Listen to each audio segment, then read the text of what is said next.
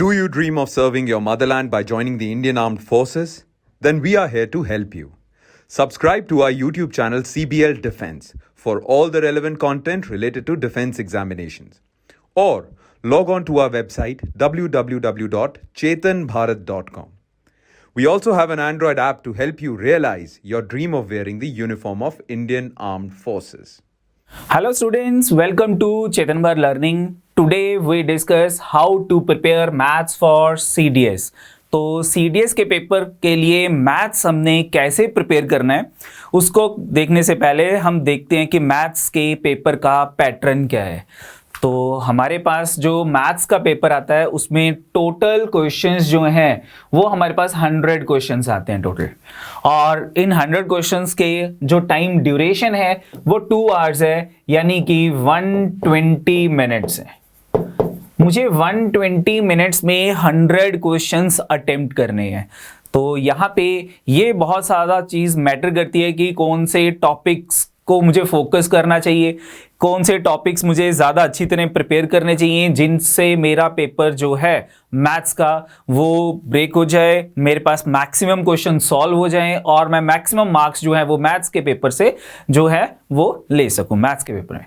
Next आगे देखते हैं कि जो हमारे पास 100 क्वेश्चंस हैं, हर एक क्वेश्चन का 1 मार्क का क्वेश्चन है फॉर करेक्ट आंसर, और यहाँ पे नेगेटिव मार्किंग भी है। अगर मेरा क्वेश्चन गलत होता है तो 1/3 नेगेटिव मार्किंग है। 0.33 मार्क्स हर एक रॉन्ग आंसर का डिडक्ट हो जाएगा। तो ये बहुत इंपॉर्टेंट है यहाँ पे कि मुझे क्वेश्चंस जो हैं वो जब अटेम्प्ट करना है तो मुझे ये ध्यान देना है कि क्वेश्चन मेरा गलत अटेम्प्ट ना हो, क्योंकि गलत अटेम्प्ट करने पे एक तो हमारा टाइम वेस्ट भी हो रहा है और साथ में हमारे मार्क्स भी डिडक्ट हो रहे हैं करेक्ट क्वेश्चंस के मार्क्स में से। तो नेक्स्ट देखते हैं, ये हमारे पास टॉपिक्स हैं जो कि सीडीएस के पेपर में आते हैं। तो कौन कौन से टॉपिक है, 1 बाय 1 हम टॉपिक देखते हैं।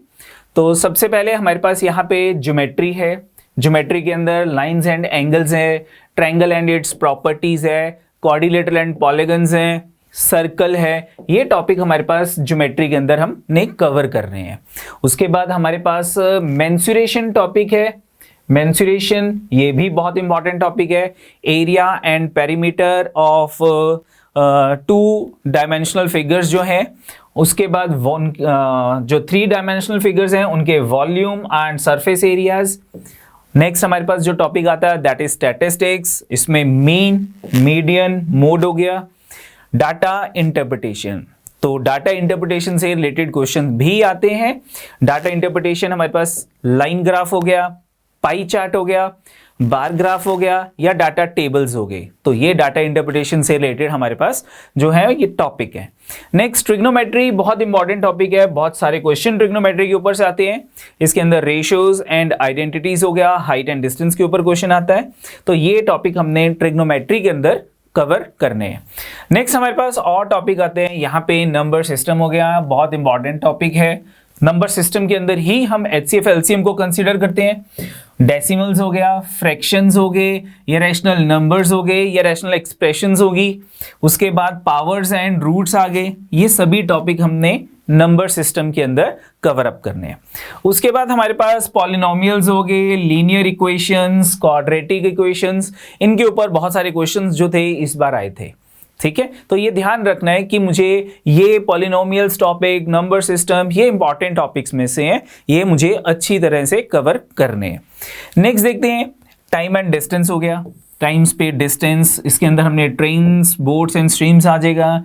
टाइम एंड वर्क हो गया, chain rule, pipes and cistern हो गए, परसेंटेजेस आ गई, परसेंटेज के अंदर profit loss, discount, simple interest, compound interest, और रेशो एंड प्रपोर्शन। इसके अंदर हमारे पास आ जाएंगी प्रॉब्लम ऑन एजेस आ गई, या फिर पार्टनरशिप्स के रिलेटेड क्वेश्चंस हो गए, या फिर मिक्सचर एंड एलिगेशन से रिलेटेड क्वेश्चंस हो गए, वेरिएशन से रिलेटेड क्वेश्चंस हो गए।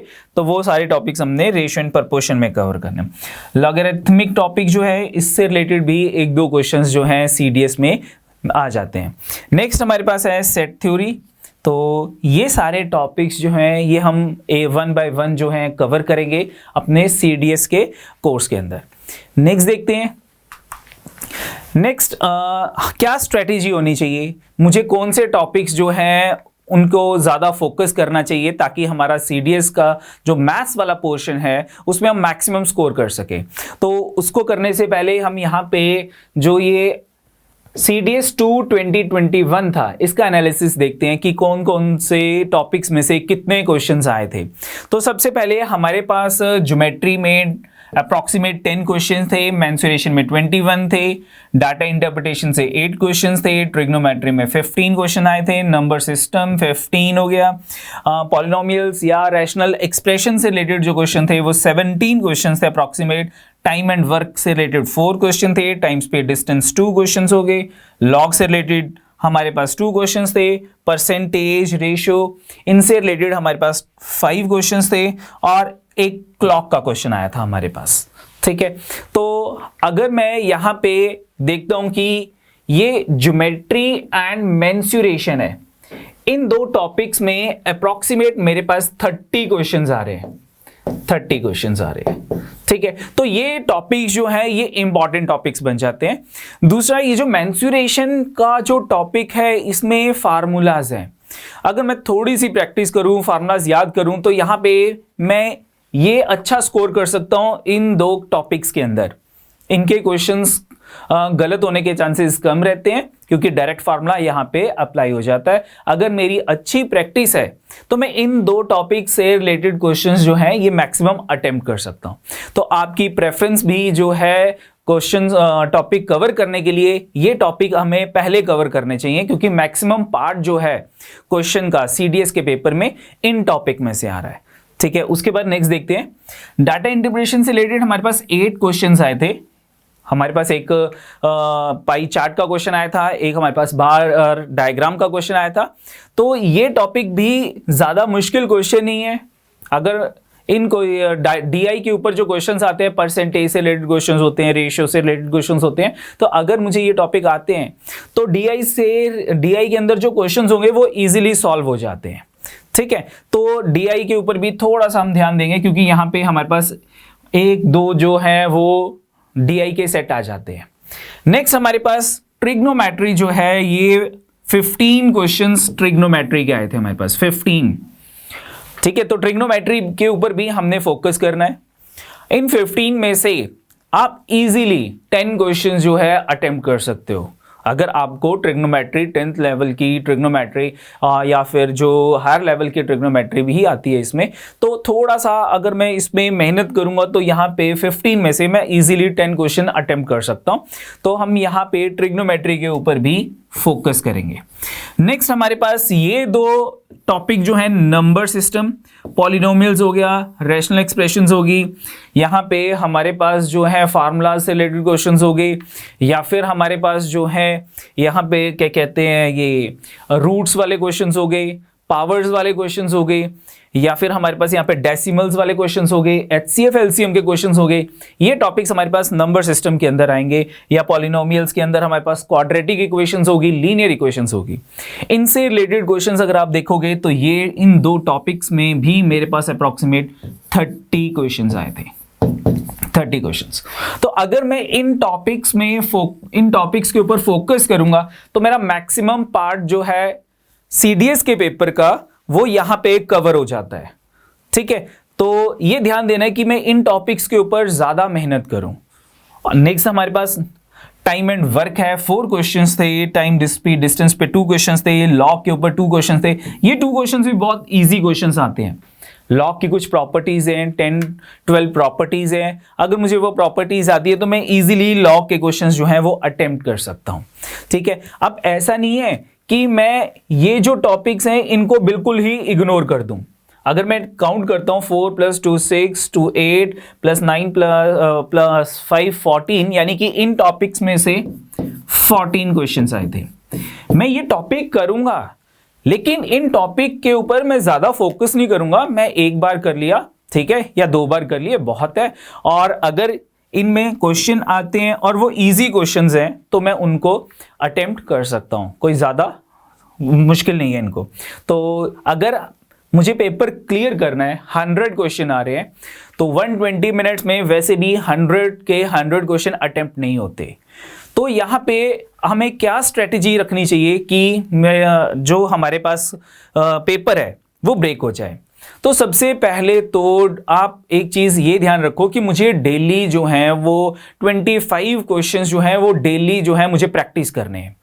ठीक है, पहले मैं इजी क्वेश्चन से जो इजी क्वेश्चन पहले सॉल्व करूंगा, उसके बाद मॉडरेट, देन जो डिफिकल्टी लेवल है वो इंक्रीज करता जाऊंगा। तो डेली हमें एक चीज ये ध्यान रखनी कि मुझे 25 क्वेश्चन डेली अटेम्प्ट करने सॉल्व करने।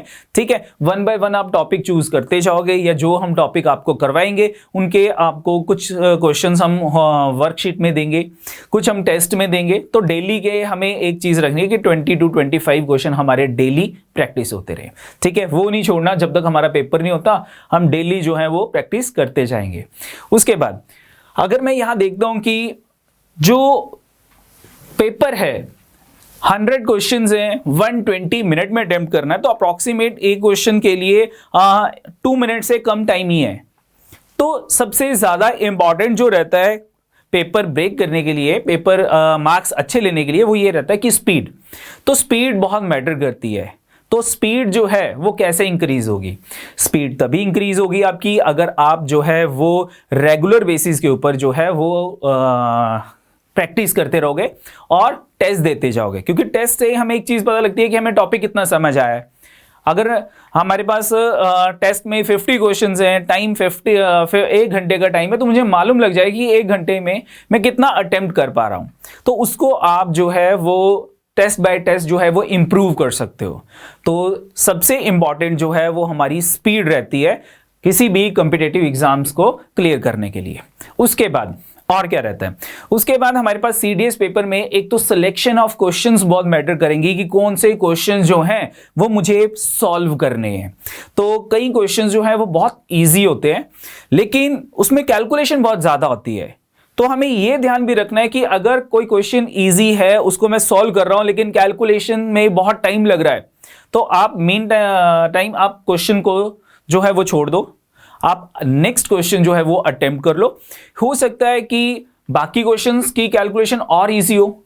जितनी देर में मुझे वो क्वेश्चन सॉल्व करना था, उतनी देर में मैंने अपने 2 या 3 क्वेश्चंस और सॉल्व कर लिए। तो सिलेक्शन ऑफ क्वेश्चंस बहुत मैटर करती है कि मुझे कौन कौन से क्वेश्चंस जो हैं वो सॉल्व करने हैं या सिलेक्ट करने हैं।